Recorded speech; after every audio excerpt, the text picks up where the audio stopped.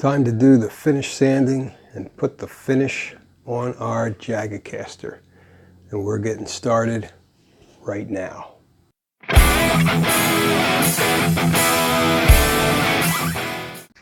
All right, last time when we drilled the holes, if you recall, or if you saw the video, if you didn't see the video, go back and watch it. My ferrules would not fit in next to each other in these holes. So I decided just to sand the holes out and use them as they are to hold the strings when we run them through. This side turned out great. So what I did was take some different grits of sandpaper, and well, one of the things I did was take the sanding disc that I use on my orbital sander, just roll it into a cone and stick it in there and just kind of let it expand a little bit, and then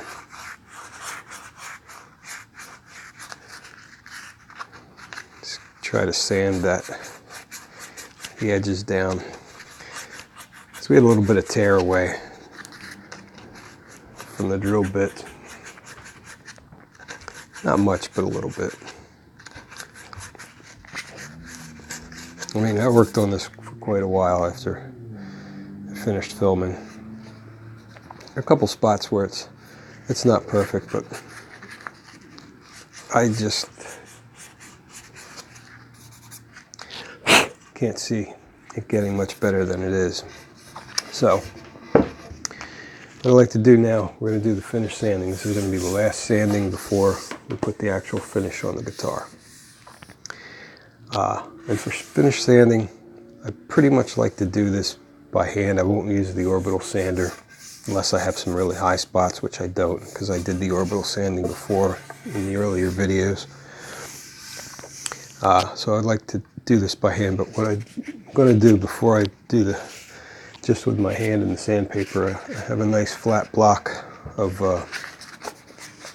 red oak here, and wrap some 220 around this. I do the finish sanding with 220. I did the previous part with 180, and I got all these edges pretty smooth. Everything's pretty good. I could probably leave it the way it is. It has a little bit of ripple in the wood here, so I'm going to go over it a little bit with the 220 on the block and smooth that out a bit. I try to go with the grain.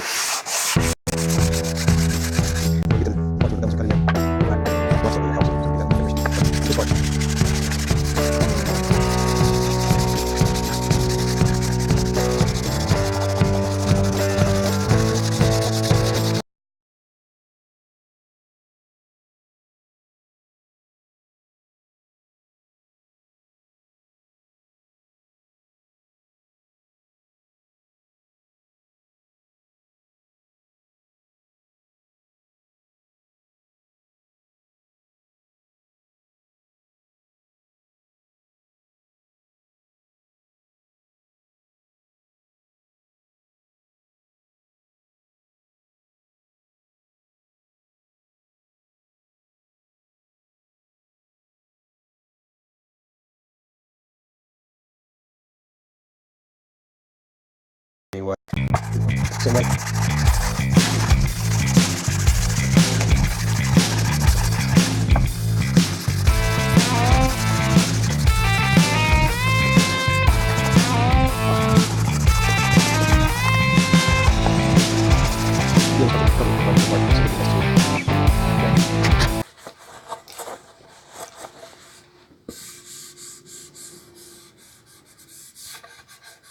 same thing as on the back, has some ripples in it. This part's pretty smooth here. This was a knot. It looks like they filled that in with some wood filler at the factory, but did pretty good. Gives it a little character, but it's going to be covered with pickguard anyway. So, all right, I think that's all I'm going to do with the block. Now I'm just going to take this paper and do this by hand. Start by doing the edges. This piece here where we Put our shim in there for the neck.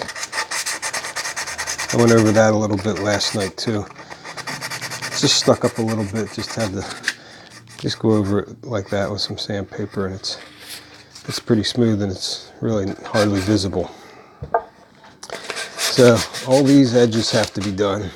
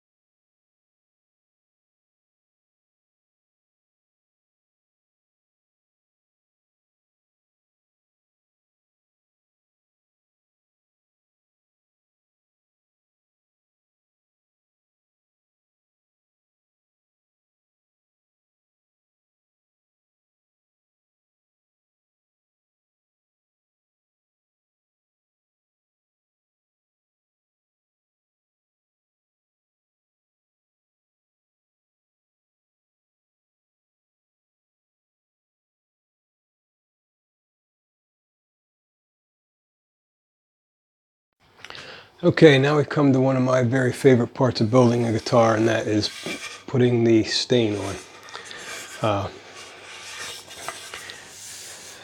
I think this wood, even though it's soft, does have some good points to it. It has some interesting grain pattern. I think it'll look good with a dark stain. Stain I'm going to be using is Minwax Jacobean Stain. I have some things out here that I like to have ready before I begin staining a guitar. It's good to be prepared ahead of time, and I also want to do a test stain on a couple of pieces of wood. I have one of the horns that we cut off of the body, and I also have a piece of red oak. So I have a piece of this and a piece of this to test the stain out on. So that's what we're going to do first. All right, before I start any stain project, I like to have everything ready. I have my stain out. I have a one of these tongue depressor popsicle sticks to stir it, can opener, and my test pieces here. I have a rag to use for the stain. This is a sleeve off of a t-shirt that's been washed several times. It's better to use 100% cotton if you can. This is I think this is a 50-50, and this works pretty well too. You want to test it to make sure when you cut it that none of the edges fray and leave residue on your body. Another thing I have is this cup, empty yogurt cup. When I do this, when you're doing both sides of a stain project like this, when you don't want to let it dry laying down on something, you want to have it propped up, or some guys will hang it. What I like to do is find something that I can balance it on, and I can sit it on the inside in the pickup cavity here. I can just sit it on like that and it'll dry. So what we have to do is do the front part first, and then when we're ready to do the back, I'm going to flip it over and put it on there like so. All right, but first we're going to test these pieces out, red oak and the mystery wood. So open up the stain here. You really need to see me opening stain, but I like these little paint can opener jobbies. Just get it under there, pry it right up.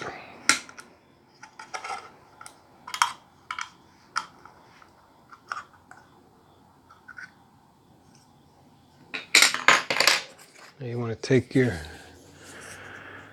popsicle stick.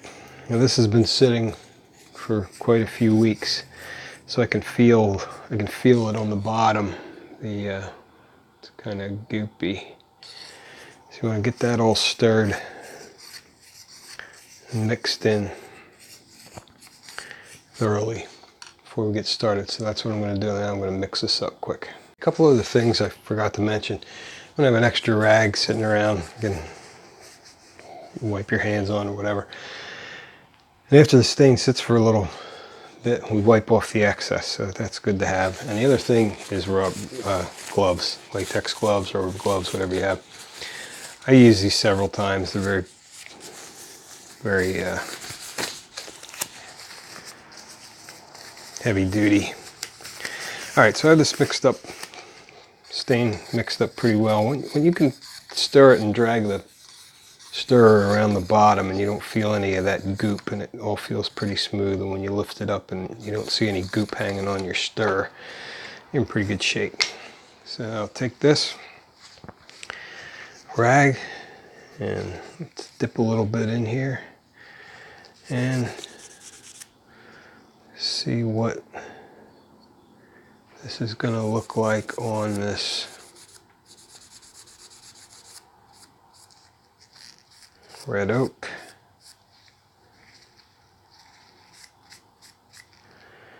Okay.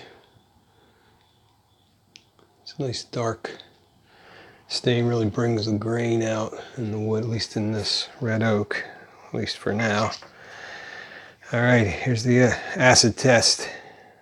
See what it looks like on here.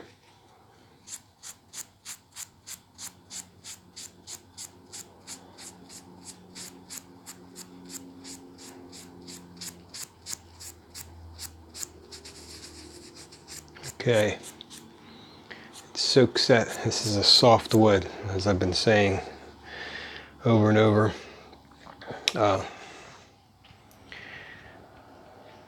And it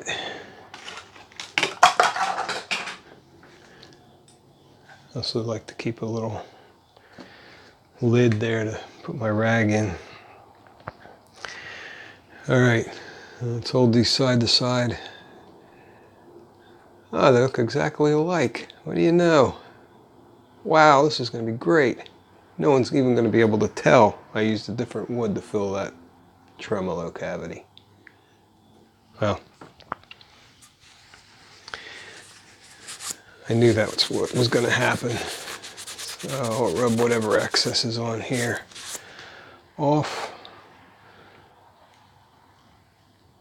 This isn't the best example for, you know, what this wood grain is going to look like on here, but there's not a lot of grain in that piece. It's one of the end pieces from the horn.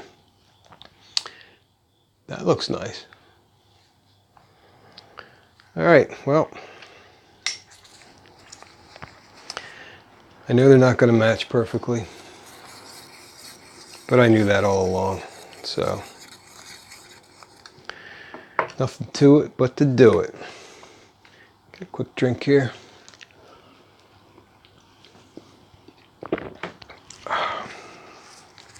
All right, here we go.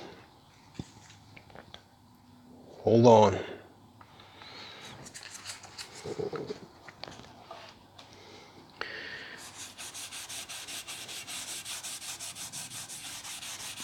Now, usually I try to go with the grain.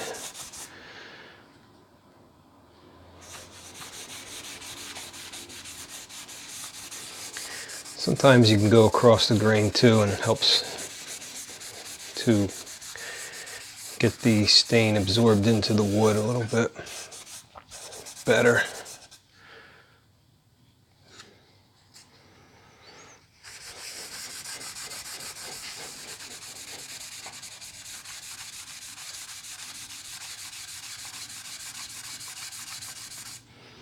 All right, over the part where the bridge is going to mount. And this part over here is going to be, a lot of it's going to be covered with pick guard, but it's also much darker and grainier wood where this was pieced together.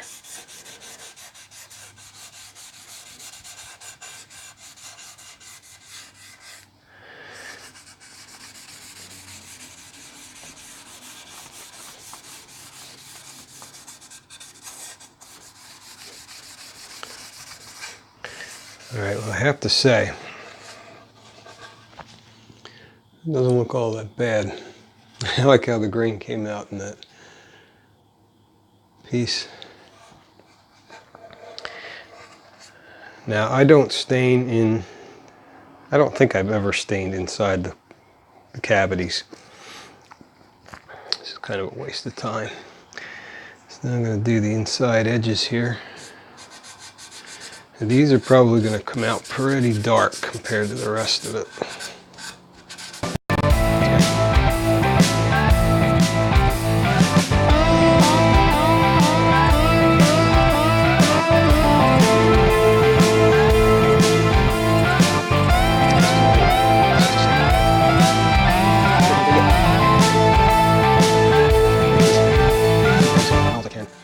So I have to do I'm just trying to concentrate on the back. Let's just whip up and resting on